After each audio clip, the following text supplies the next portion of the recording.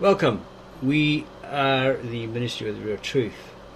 Today, let's look at both sides of the coin, the left and right of the argument, or the arguments for creationism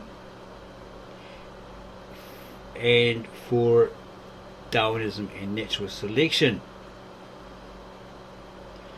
Today we are reading this rather old book called Human Origins, edited by John R. Durant, published by Oxford Science Publications.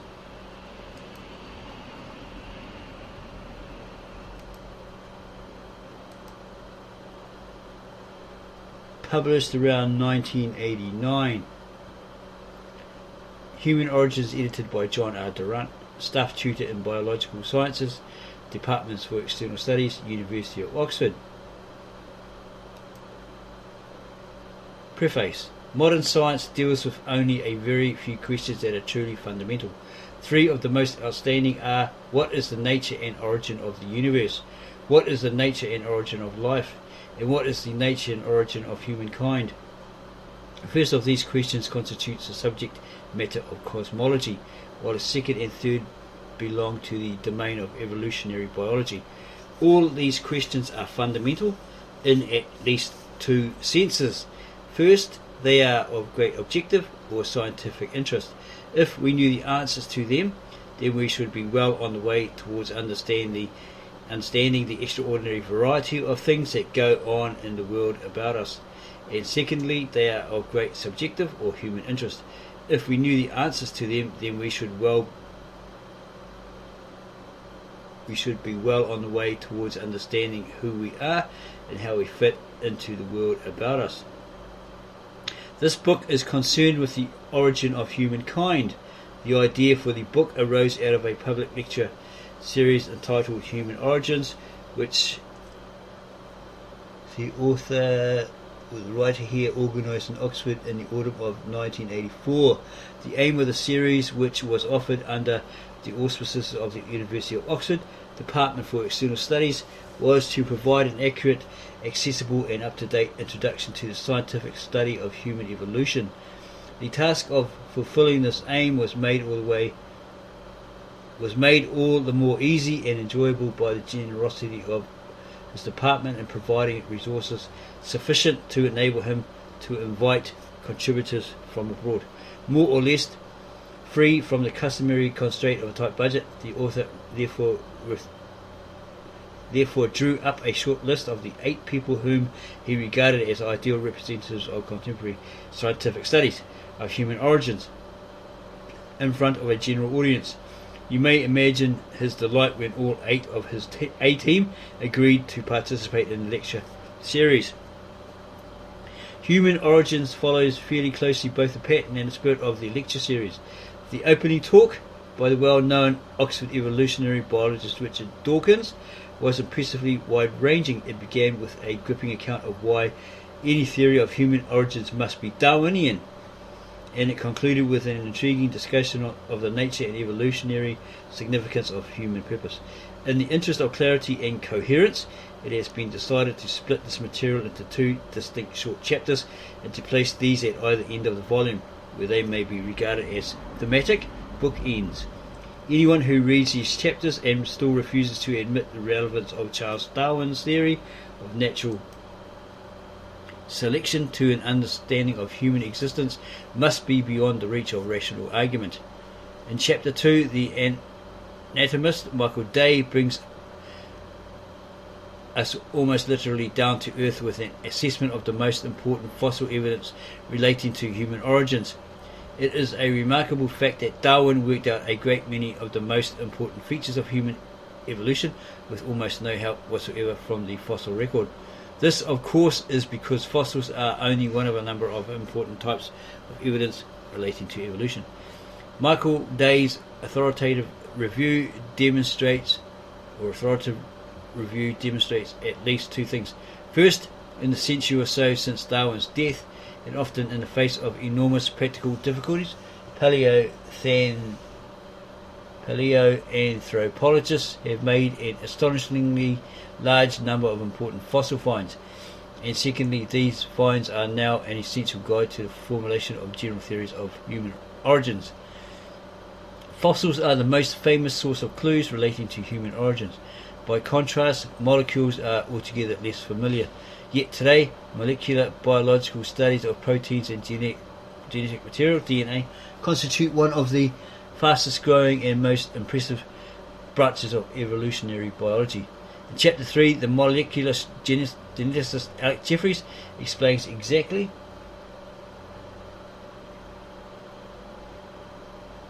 how a knowledge of the fine structure of genes can be used to reconstruct our family tree.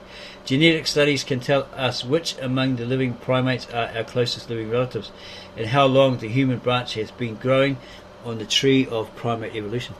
Provocatively, Alex Jeffreys suggests that to be consistent with the molecular evidence, the chimpanzee and the gorilla should be reclassified with us in the single genus Homo. That this has not yet happened may be as much to do with our anxiety to preserve our own uniqueness as it is to do with our ignorance of the relevant evidence. Uniquely, the study of human origins is associated with a small number of charismatic figures who, between them, have made a large number of crucial fossil finds. Amongst these figures, none is better known than the Kenyan anthropologist and fossil hunter Richard Leakey. Following in the footsteps of his pioneering parents, Lewis and Mary, Richard Leakey has added greatly to our knowledge of hominid evolution, particularly through his work around the shores of Lake Turkana in northern Kenya. In Chapter 4, he provides a personal overview of recent fossil finds from East Africa, including his own discovery in 1984 of the almost complete skeleton of a boy who lived at the Lake Turkana site approximately 1.6 MA ago. The author still records vividly the excitement with which they listened to Richard's description of this discovery just a few months after it had been made. While much of the most widely popularized fossil hunting has been concerned with the relatively early period during which the hominids diverged from the great apes, equally important work has been going on in much younger geological deposits, with a view to reconstructing the emergence of modern human populations from their immediate ancestors. In Chapter 5, Christopher Stringer assesses the evidence from around the world bearing on the question of whether modern humans are descended from a single immediate ancestor or several distinct immediate ancestors. His wide-ranging assessment makes it clear that only now, with the coming together of a paleontology and molecular biology, are we at last in a position to answer a question which has exercised anthropologists for almost 200 years. Adrian Zillman begins Chapter 6 by comparing the investigation of human origins to the solving of a mystery. One gathers clues from a wide range of sources, analyzes them, and finally puts them together to point to the culprit. The rest of the chapter is an illustration of just how effective this puzzle-solving approach can be when it comes to answering crucial questions, such as what kind of creature would the last common ancestor of ourselves and what kind of creature was the last common ancestor of ourselves and the great apes. Combining fossil evidence, molecular biology, and careful comparisons between humans and living apes, Adrian Zillman makes a persuasive case for considering the pygmy chimpanzee as a model of the last common ancestor. Her work suggests that we may have a great deal more to learn from pygmy chimpanzees, not only about what the earliest hominids may have looked like, but also about what kind of lives they may have led. Here is yet another good reason for doing everything we can to prevent the extinction of our rare and increasingly threatened relatives. Glyn Isaac did a splendid job of representing archaeology in our original lecture series, or the original lecture series, and it was with great sadness that he learned of his untimely death the following year. Chapter 7 had been reconstructed from the partially edited transcript on which Glyn was working shortly before his death. However, imperfectly, the author believes that this chapter gives a real sense both of Glyn's enthusiasm for a subject and of his excitement at the coming together of archaeology and ecology in the attempt to reconstruct ancient human environments. Glyn was a pioneer in the quest for a better understanding of the dynamics of human origins. He spurned all simplistic approaches to his subject and met head-on the very great challenge of piecing together the ways of life of our hominid ancestors from the most painstaking and minute study of ancient living sites and modern savanna ecology. His call to young people considering a career in science to become involved in this indispensable undertaking is perhaps his most fitting epitaph. In recent years, molecular biology has established an astonishing high degree of genetic similarity between ourselves and the great apes. How can this genetic similarity be squared with our very great mental superiority over our closest living relatives? In Chapter 8, the psychologist Richard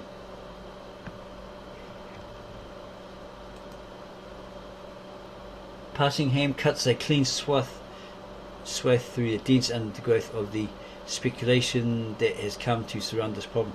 By combining some basic facts about the physical resemblances between ape and human brains with some equally basic facts about the ways in which apes and humans use their brains, he arrives at a bold if unromantic solution. We are smarter than apes, not because we are radically different from them genetically, but because quite small genetic changes triggered the development of a bigger computer, i.e. a larger brain and better programming methods. This sober assessment of the mental gap between apes and ourselves paves the way for the final chapter of the book, in which Richard Dawkins reconsiders the problem of human freedom in the light of a Darwinian perspective on human origins. Are we completely bound by the process that made us, or can we transcend this process in a way that marks us out from the rest of the animal kingdom? Richard Dawkins' answer to this question may perhaps come as a surprise to some readers, but the author would not spoil the enjoyment of his argument by anticipating it here. Their lecture series was a sellout, and the vast majority of the audience was obviously very appreciative of what it heard. Inevitably, however, there were one or two people who came along simply in order to sling mud at the very idea of an evolutionary perspective on human origins. As chairman, the author came to recognise one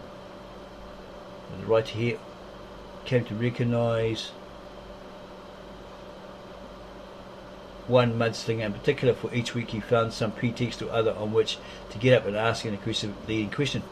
The assumption that appeared to underlie most of his remarks was that since the scientific verdict on this or that aspect of human evolution today was different from the verdict that he had been given several decades ago, then the entire field of study must be totally fraudulent.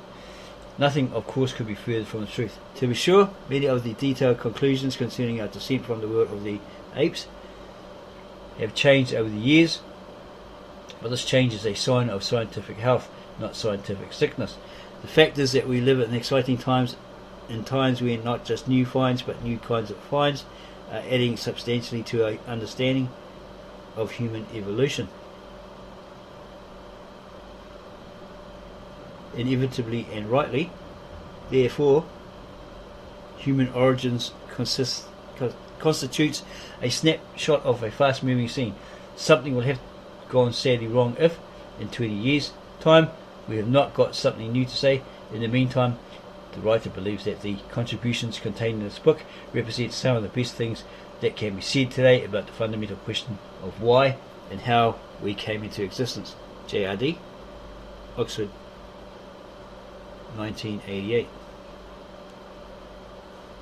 Contents: a list of contributors, and here's all the mentioned in here. Richard Dawkins, Michael Day, Richard Leakey, Adrian L. Zillman, Glenn Isaac, Richard Dawkins, again in the index. Where's Christopher Sitchin in this? Or Hitchens? Let's see one here.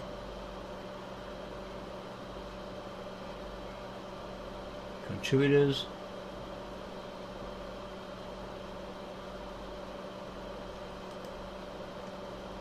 One. Why any study of human origins must be Darwinian. Richard Dawkins.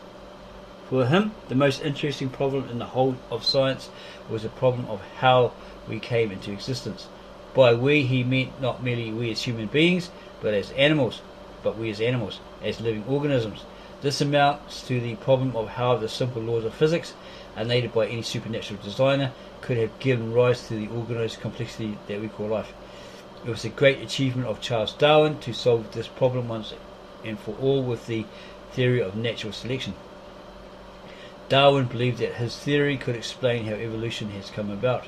Today we have an enormous amount of empirical evidence to show that he was right, but in this chapter Dawkins argues something more than that. Natural selection is not just a correct scientific theory of how evolution occurs, it is the only scientific theory that is capable in principle of explaining how evolution occurs. That is why any theory of human origins must be Darwinian. That's according to Richard Dawkins.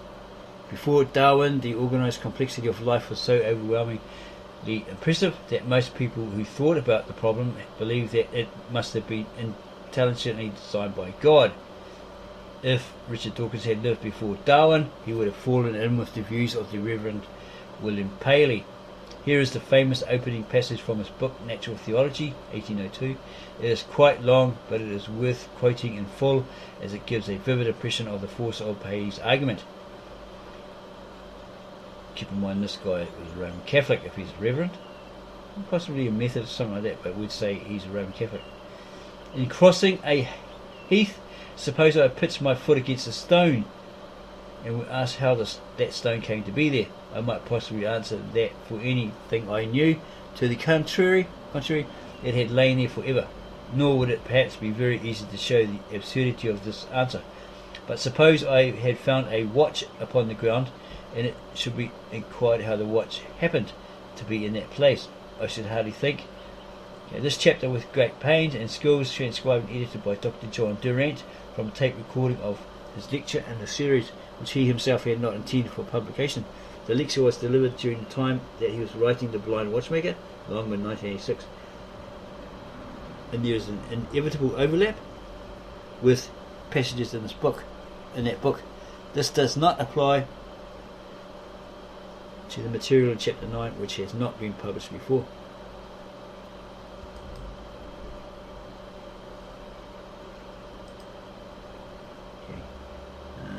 Suppose I have found a watch upon the ground, and it should be inquired how the watch happened to be in that place. I should hardly think of the answer which I had before given, that for anything I knew the watch might have always been there. Yet why should not this answer serve for the watch as well as for the stone? Why is it not as admissible in the second case as in the first? For this reason, and for no other, viz.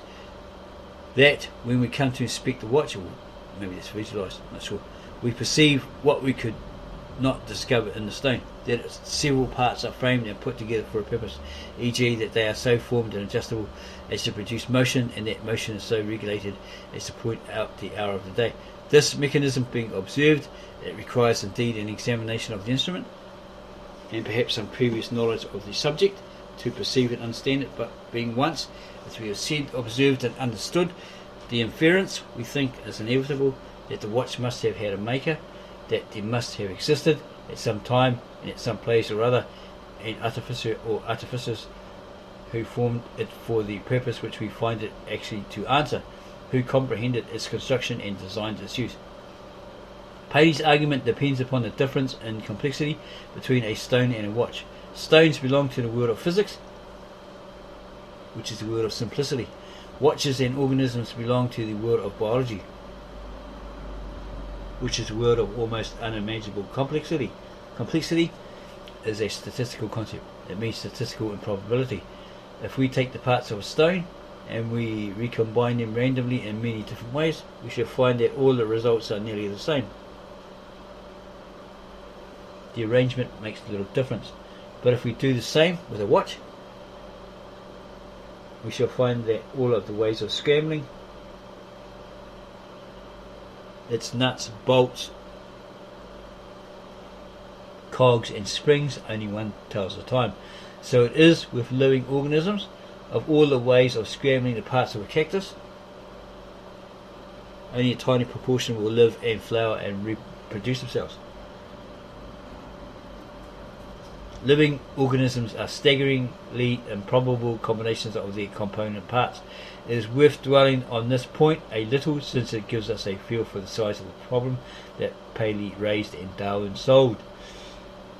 Take us as an example. In the human body there are about 10 to the power of 13 cells. About 10 to the power of 10 of these are nerve cells in the brain, which are interconnected with around 100,000 miles of wiring. The retina of the human eye is a bank of photocells connected to the brain by a multi-way cable. The most elaborate cables that telephone engineers ordinarily deal with have a few dozen or a few hundred wires in them.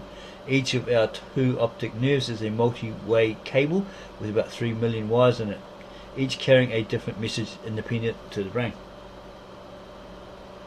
The astronomer, Sir Fred Hoyle, is greatly impressed by the staggering improbability of living organisms, which he has attempted to use to refute his own misunderstanding of the theory of natural selection. The chance, he tells us, that even a comparatively simple living organism will come together fully formed from a random assemblage of its component parts is about the same as the chance that a hurricane blowing through a scrapyard will spontaneously assemble a Boeing 747. So far, of course, he is absolutely right. Of all the possible ways in which the parts of a Boeing 747 could be blown together, only a tiny proportion would fly, and since a housefly is an even more complicated flying machine than a Boeing 747, the same thing applies to it and to all other organisms. But the reason why this perfectly valid point is not an argument against Darwinism is that the assembly of organisms by blind chance is not what the theory of natural selection is all about.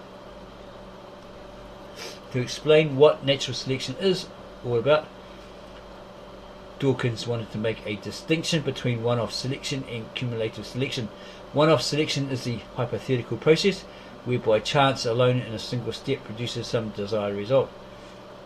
Assembling an entire Boeing 747 from scrap, for example, or assembling an entire housefly from a pile of housefly cells. In biological terms, one-off selection means a single generation of non-random selection. Cumulative selection is a step-by-step process in which each step gives rise to the conditions for the next to occur. In biological terms, we have a series of generations in which each is acted upon by natural selection and hands on a slightly changed genetic raw material to the next. The difference between one-off and cumulative selection can be illustrated by means of an analogy with the combination lock on a bank vault. Given a particular lock, it is easy to calculate the chance of somebody spinning their dials at random and opening the lock. It depends on the number of dials and the number of positions on each dial. In the case of bank vault locks, of course, there is a very large number of possible positions for the dials, and it is virtually impossible for a burglar, relying on chance alone, to hit upon the correct combination. This then is one-off selection, but suppose now that the burglar is able to twiddle each dial in turn and detect when it is in the right position, perhaps by listening for a distinctive click, and suppose also that as each dial clicks into place, the vault door opens a fraction and a coin falls out. Under these conditions, it is easy to see that the burglar will open the vault very quickly. This is cumulative selection, and the crucial point about it is that each small step is rewarded and provides the basis for the next. One of the proverbial ways in which improbability is demonstrated is a thought experiment involving monkeys hammering away at random on typewriters. How long, it is asked, will it take them to type the complete works of Shakespeare? He sets his computer the task of typing at random, not the complete works of Shakespeare, but just one line. He chose for this purpose an appropriate piece from Hamlet.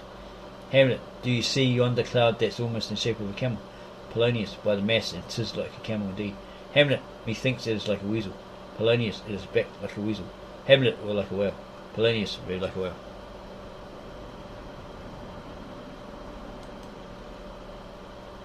And so on. Figure 1. A series of random phrases of the same length as methinks it is like a weasel. See text for explanation. Taking the one phrase, methinks it is like a weasel, Dawkins got the computer to type random phrases of the correct length until it came up with the correct combination of the letters. Some of its efforts are illustrated in figure 1. Before long he grew bored, and so he did a simple calculation to find out how long he would have to wait. It turned out that he would have to wait a million times as long as the universe has existed for his computer to get the target phrase, methinks it is like a weasel, by chance alone. That is Fred Hoyle's problem. He then made it easier for his poor little computer by employing a Darwinian rather than Fred Hoyle algorithm. What he needed was a process of cumulative selection to replace the one-off selection that selection that would never work. What he did, therefore, was to program the computer to generate a random parent phrase, breed 100 random minor variants of it, select whichever one of these was closest to the target phrase as parent of the next generation, breed another 100 random variants of it, and so on. This time, instead of taking a million times the age of the universe, this computer arrived at the target phrase. Methinks it is like a weasel in 64 generations in about 20 minutes. Some of the steps by which it did this are illustrated in figure 2.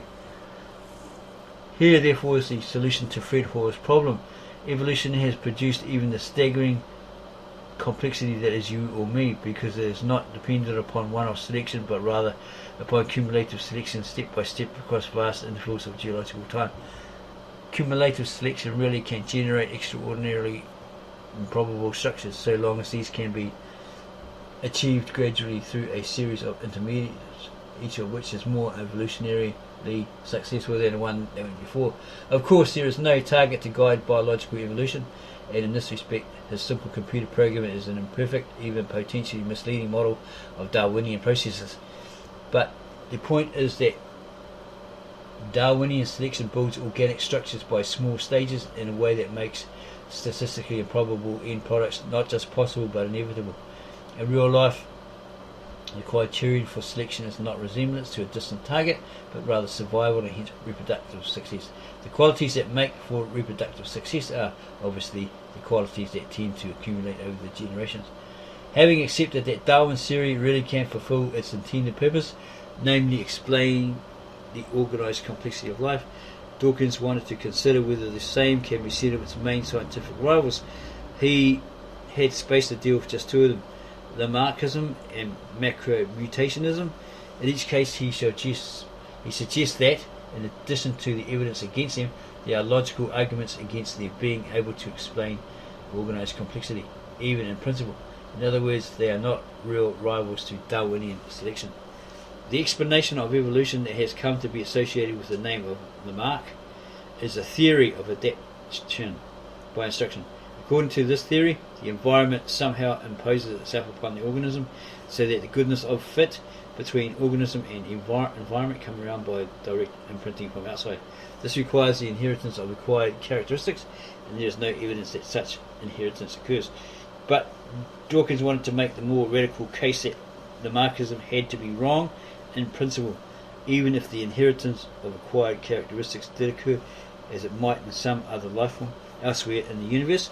It would not produce the organised complexity that we are trying to explain. Let us take the hypothetical example of the eye. This, as we have said, is an extremely complex device. It has a lens, an iris diaphragm, a retina, and so on. The lens has exactly the right optical properties, and it is exactly the right distance from the retina to focus a serviceable image. The Darwinian theory has no trouble in explaining the evolution of precise adaptations like these. In a population of animals, depending upon vision for finding food or escaping from predators, even the slightest genetic improvements in the eye may increase an individual's survival and reproductive success. The Lamarckian explanation, however, has to go something like this. In a population of animals with comparatively poor eyes, repeated use of these organs produces optical improvements, which are handed on to offspring by the inheritance of acquired characteristics. But how can this Lamarckian mechanism possibly work? Does the flow of light through a lens make it more transparent, or better shaped, or better positioned? Why should mere use improve eyes, when we know that it has exactly the opposite effect on other instruments, except apparently violins?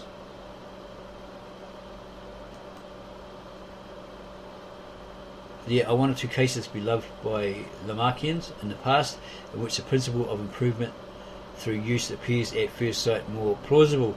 For example, if you use your muscle a lot, they grow bigger and stronger. If you walk around with bare feet a lot, the skin on their soles becomes thicker and tougher.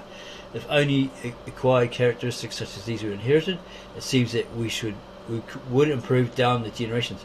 But even here, the Lamarckian theory is in trouble, because it has to assume that the acquired characteristics are improvements. Although it is such a familiar fact that we usually take it for granted, it is not obvious why mere exercise of muscles causes them to grow bigger and stronger. They could equally well grow smaller and weaker, and on the face of it you'd think that they would. When a man-made machine has a part that is subject to a lot of wear and tear, it does in fact begin to wear out. The reason why our muscles do not behave in this way is that Darwinian selection has built into them a tendency to respond adaptively to increased use. But that is exactly the point.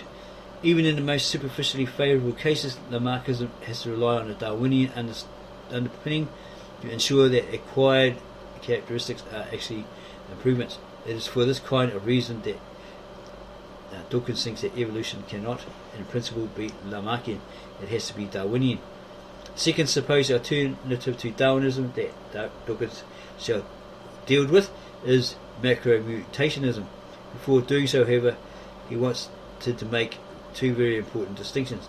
The first is between macromutationism and punctuated equilibrium.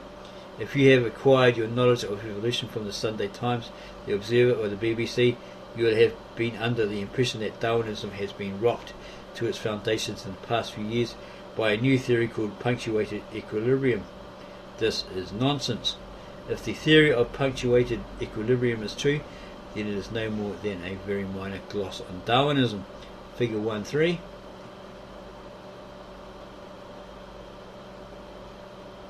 Compares the traditional method with this newer way of representing how evolution occurs at a large scale. According to the traditionalists, an evolutionary trend towards, say, larger size is represented as a gradual change over time.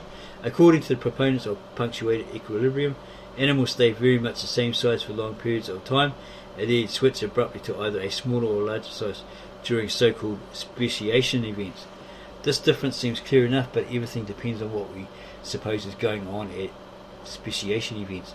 A careful reading of the more cautious statements of those who support punctuated equilibrium reveals that these events are episodes of perfectly ordinary Darwinism, or Darwinian evolution, albeit telescoped into very short bursts of rapid change sandwiched between very long periods of no change at all.